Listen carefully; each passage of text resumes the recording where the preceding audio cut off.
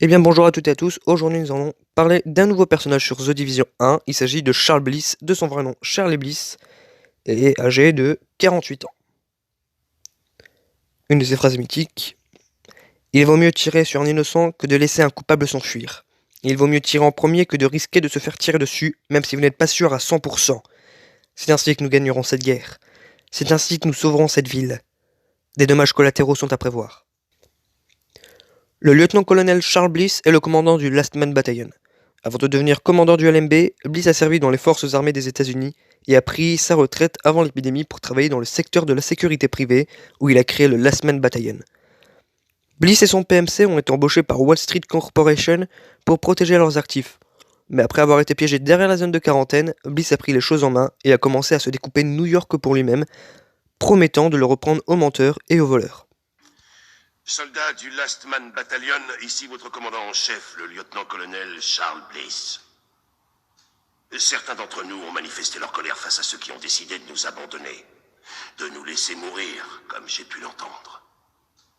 Mais j'ai bien regardé cette ville, et j'y ai vu une opportunité. J'ai vu ce qu'elle a été. Et j'ai vu ce qu'elle pourrait devenir si quelqu'un avait le courage de se battre pour elle, si des hommes étaient prêts à descendre dans les rues et à les reprendre aux dégénérés, aux voyous qui en ont pris le contrôle. Prêts à faire ce que ce foutu gouvernement et ce que ces trouillards de soldats n'ont pas été capables de faire. Prêts à en terminer avec tous ces assassins, ces menteurs et ces voleurs qui continuent à semer la discorde. Nous ne ferons pas machine arrière, nous ne ferons pas de compromis, nous ferons tout ce qui est en notre pouvoir pour améliorer le futur de ceux qui se sont engagés avec nous. Quant à ceux qui essaieront de nous arrêter, que Dieu ait pitié de leur âme. Bliss terminé. Il règne avec une poignée de fer, trahissant à la fois force opérationnelle interarmée et la division à la demande de son allié, l'agent renégat Aaron Kinner. Charles Bliss est tué dans une bataille d'hélicoptère lors de son crash, lors du raid sur l'ambassade des Nations Unies. Bliss est le dernier boss du jeu. Sa mort marque l'effondrement du LMB, bien qu'il soit révélé que l'LMB restant pourrait avoir trouvé un nouveau leadership. Devoir, honneur, force ne sont que quelques mots pour décrire le personnage de Charles Bliss. Respecté par ses hommes qui le suivraient jusqu'aux portes de l'enfer, a choisi de rompre son contrat avec les manias de Wall Street quand il n'a vu aucune utilité ni aucun avantage pour lui ou ses hommes gardant des fermes de serveurs morts. Bien qu'il ait accepté l'alliance avec lui et Aaron Kinner, il devait critiquer à quel point la deuxième vague a ciblé le LMB et à quel point cet accord a profité à Aaron Kinner plus qu'à lui. Je crois que nous allons devoir revoir les termes de notre accord. Et pourquoi ça, colonel? Jusqu'ici, il a l'air de fonctionner parfaitement bien. Vous bénéficiez du soutien de mes hommes, de leur équipement et d'informations stratégiques plutôt inespérées. Moi, j'y gagne une base d'opération, une place dans la tribune des vainqueurs et, quand j'en ai besoin, l'accès à votre personnel. Sans parler des missiles solaires. Vous avez déjà oublié l'hélico de Brooklyn? C'est mes gars qui ont fait le sale boulot sur ce coup-là, Bliss. Et le fait d'éliminer un des commandants de la division, ça vous a rapporté autant à vous qu'à moi.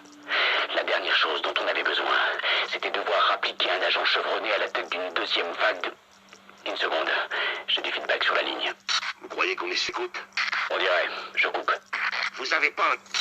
Notre principal problème pour l'instant...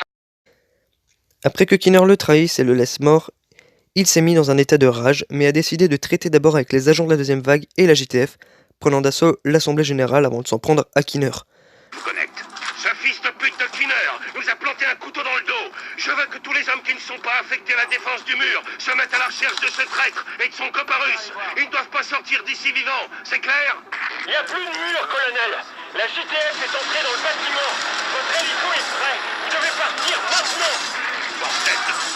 Bliss a également montré un sens de l'honneur et du moral, car il a refusé de fuir dans son hélicoptère personnel et a plutôt décidé qu'il préférait mourir à côté de ses soldats plutôt que de s'envoler comme un lâche.